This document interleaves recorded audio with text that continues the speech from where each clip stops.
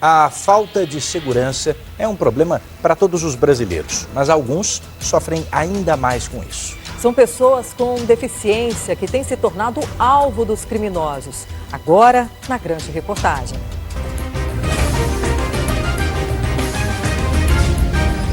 Os ataques a deficientes. Calçadas esburacadas. Falta de preparo. Os funcionários falam que não pode me ajudar porque não está autorizado para poder ajudar um deficiente. Quase nenhuma preocupação com a acessibilidade. O Brasil ainda não está pronto para tratar bem os cerca de 14 milhões de brasileiros com deficiência. Imagine então quando essas pessoas entram na mira dos criminosos. Em São Miguel Arcanjo, interior de São Paulo, este homem, na cadeira de rodas motorizada, escolhe a rua para fugir dos problemas no calçamento. Distraído, não percebe que a moto que faz a curva para atrás dele. O rapaz na garupa desce, rouba a pochete que está no colo do cadeirante e foge. Era uma tarde tranquila de sábado, a rua não tinha praticamente nenhum movimento. Seu Shigeu voltava para casa e exatamente nessa esquina foi abordado pelos assaltantes. Os policiais analisaram as imagens das câmeras de segurança e concluíram que não houve premeditação no roubo. Ou seja, os assaltantes não estavam planejando cometer esse crime. Por que o senhor acha que o assaltante escolheu o senhor naquele momento? Acho que por facilidade de poder pegar, né, as coisas da gente. Porque você não tem como defender, ainda de surpresa, né? Depois do assalto, o homem de 66 anos passou a tomar mais cuidado. O senhor amarra na própria cadeira? É, a própria cadeira, tem uma trave também. Deixa ele travado. Aí se pelo menos tentar puxar... É, ele tá escondido. Tá preso, pelo menos. Com a pochete bem presa, ele aproveita a cadeira de rodas motorizada para andar pela cidade. Mas agora o passeio tem hora para acabar. O senhor não tem medo de ser assaltado? Agora tem medo. O senhor tem medo? Agora sai de dia, à noite pai não sai mais. Seu Shigeu tem displasia e precisa da cadeira para se locomover. Em casa, ele dispensa o motor e se move com a força dos braços. O senhor mora sozinho? Moro sozinho. Mora sozinho? E é difícil morar sozinho? Nessa eu condição? já acostumei, mas é difícil. É difícil, mas aqui, ao menos, ele se sente mais seguro. Por ser assim, eu me aproveito, né? Aí eu fico, puxa, por que eu, né? Existe essa percepção do agressor de entender que aquela pessoa é uma vítima mais vulnerável, né? E que a probabilidade dele sair impune é maior porque ela vai ter possivelmente tenha mais dificuldade para acessar a segurança pública. No dia do assalto, além do roubo, outra coisa incomodou seu Shigeu: a falta de preocupação das outras pessoas. Gritei socorro. O senhor gritou socorro? Socorro. Tinha uma mulher na esquina, ela ficou olhando. O jeito foi tentar pedir ajuda pelo telefone, mas a tarefa era mais difícil do que parecia. Usando aqui no 90, mas cai em Sorocaba, cai na eletrônica, né? Você aperta isso aqui, aperta isso aqui lá e vai caindo. Será que as pessoas dos serviços estão preparadas para lidar com o deficiente, com a pessoa com deficiência física, com a pessoa que tem a deficiência auditiva ou intelectual? Para responder a essas perguntas, alguns estados já têm delegacias especializadas no atendimento ao público com deficiência. Ainda são poucas, apenas 4 no país inteiro. 2 em Goiás, uma em Minas Gerais e outra em São Paulo. Na capital paulista, a primeira delegacia de polícia da pessoa com deficiência fica na região central. Aqui, os policiais trabalham ao lado de um grupo de intérpretes, assistentes sociais e psicólogos da APAE de São Paulo. Isso aqui é uma delegacia voltada para a pessoa com deficiência.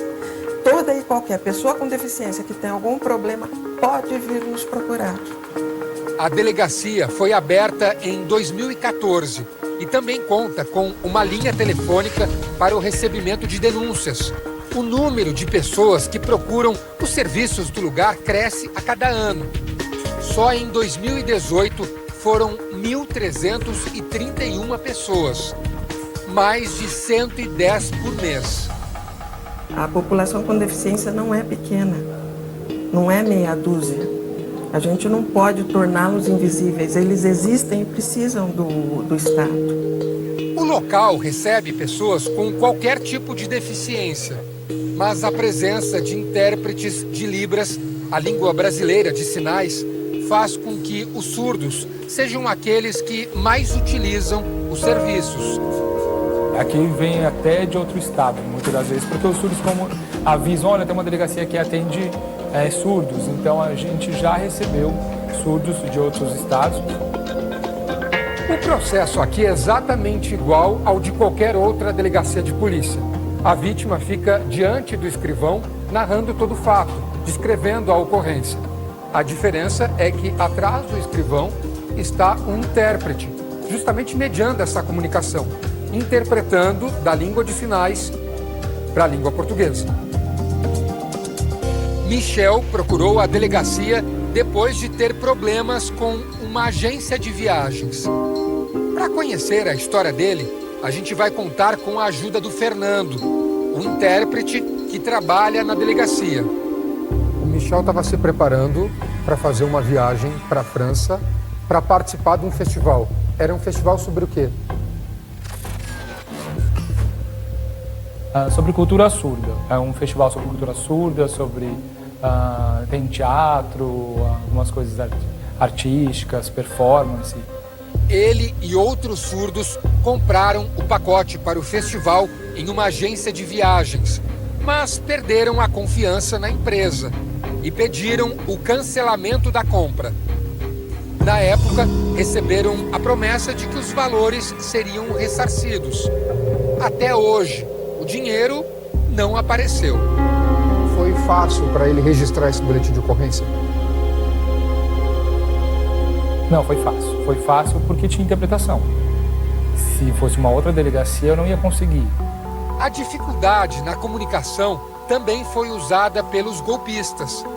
Para um pacote que incluía passagens para a França e 10 dias de hospedagem, cada integrante do grupo pagou apenas R$ 2.550. Ninguém percebeu que esse valor era um valor baixo? Não percebeu. Então é essa a questão. O ouvinte, ele cresce ouvindo todo tipo de informação, mas o surdo não. O surdo cresce não ouvindo essas informações que o ouvinte tem acesso, sobre esses golpes, sobre ser um valor muito baixo. A agência onde os pacotes foram comprados se chama Triunfo Viagens e fica em Catalão, no interior de Goiás. O dono da agência é Paulo Henrique Rodrigues Carneiro. Fomos procurá-lo no local registrado como residência dele, na mesma cidade, mas os vizinhos informaram que o Paulo Henrique não mora mais ali. Ele mudou de casa tem pouco tempo e eu não sei o endereço. Segundo especialistas em segurança, quando a vítima do crime tem alguma deficiência, a pena aplicada aos criminosos é maior. Existe uma agravante genérica que é aplicada para qualquer crime que, sendo a pessoa no estado sendo deficiente, quando o juiz for aplicar a dosimetria da pena, necessariamente ele terá que majorar pela vítima ser deficiente. O aposentado Edivaldo dos Santos não sabia disso quando abusou sexualmente da sobrinha, com deficiência intelectual. Acabou condenado em primeira instância a 18 anos e 8 meses de prisão. Fabiana nasceu sem o corpo caloso, um conjunto de nervos que liga os dois hemisférios do cérebro. Hoje está com 25 anos, mas ainda age como se fosse uma criança. Para ir para a rua, pro banho. E a mãe dela que dá banho, pinta cabelo. Até hoje é assim, né?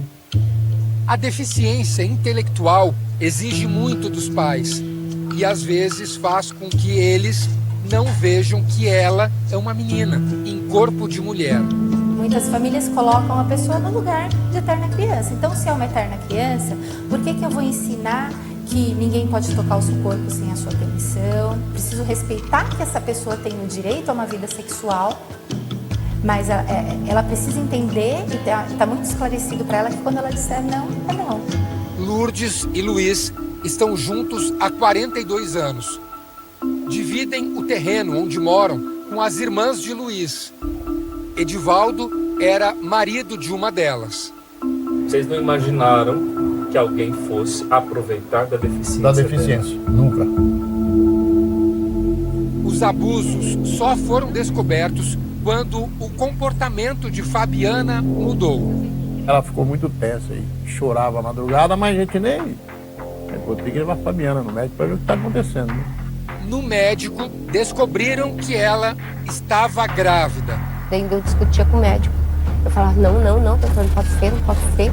Não, doutor, isso não pode estar acontecendo. Fabiana demorou a dizer quem havia feito aquilo. Falou, se rola alguma coisa, seu pai vai te bater, seu pai vai fazer isso. Ele punha medo nela, né? Então ela não contava, ela ficava com medo. Quando ela finalmente conseguiu falar, Edivaldo já havia fugido para a Bahia. Eu perdi o chão, perdi mesmo e não... Eu não sabia o que fazer. Aí fui pra delegacia e conversei com o delegado, né? Aí ele foi orientando o que eu tinha que fazer. Aí ele até conversou comigo. Assim, eu vou te dar um conselho como um pai. Não faz nada não. Não faz nada que Deus é maior, vai trilhar ele. Né? Você vai ter uma criança aí, acho que vai precisar de você. Gabriel nasceu em 2015, com a mesma deficiência da mãe. Ela trata o Gabriel como filho?